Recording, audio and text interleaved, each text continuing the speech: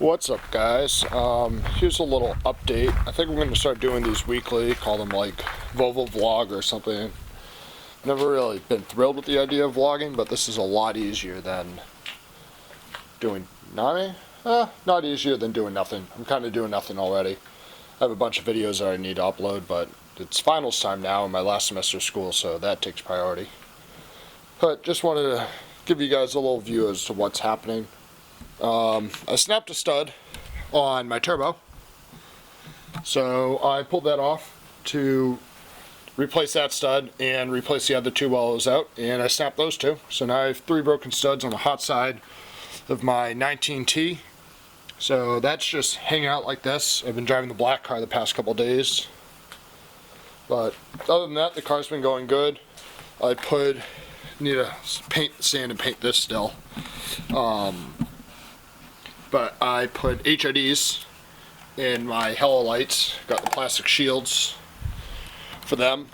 I'll show you a little comparison video of just all the lights going on and off whenever this thing gets running again. The reason why I pulled the turbo originally is the broken stud gave me an exhaust leak. You can see all the soot there and down in here and stuff. So I have that being worked out. What else we got? Winter wheels are on. Hydras, they barely clear the brake calipers. Also, let's see, you're not going to be able to see it up in there, but I swapped out the 10-inch E-box springs for some 8-inch Summit springs. Those were on sale for $25 each, I think, something like that. I was going to do the E-box 8-inch springs, but $75 each a spring savings. I'm definitely going to do that. Some wheels, they're dead. They're down to the cord. Not from too much camber, because I've been running it like this, which is really not any camber. It's bends plates at the least amount of camber possible. Probably more from cornering too hard, because I drive this thing like I stole it. So I'm going to need new tires, probably do a burnout video with those. We'll see what happens with that. Let's see what else we got.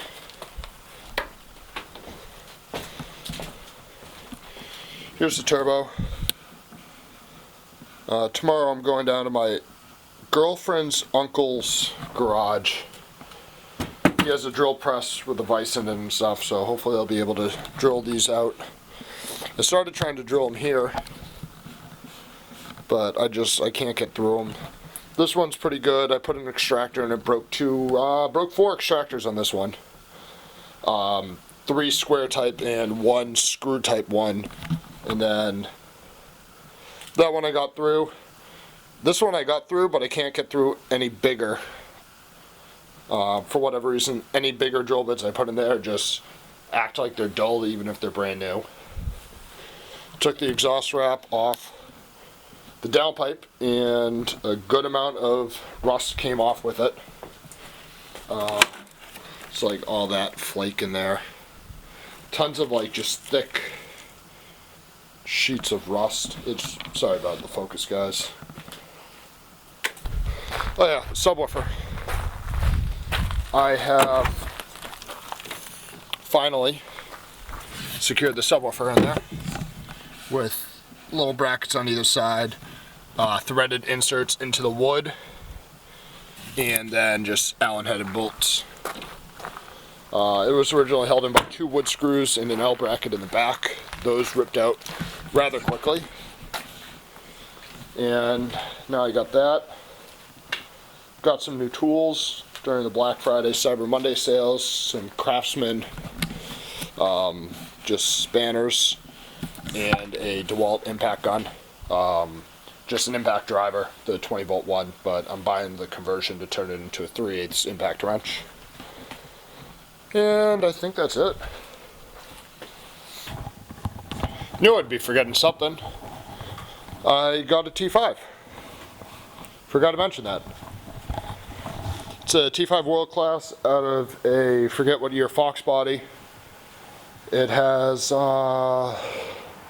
3.35 first gear and the 0.98 fifth gear overdrive. I believe those are the ratios. Box feels pretty good. Went through it quickly. I mean, it goes through all the gears like it should. Synchros and stuff look good. I have my bell housing, which I've had for a while. I've had my pedal box, which I've had for a while. And I've had my master cylinder and my clutch cylinder someplace over here. And then also have the stock Ford fork and throw-out bearing. So I'm not sure if I'm going to do a hydraulic throw-out bearing yet, or if I'm going to do a like a hydraulic fork clutch setup.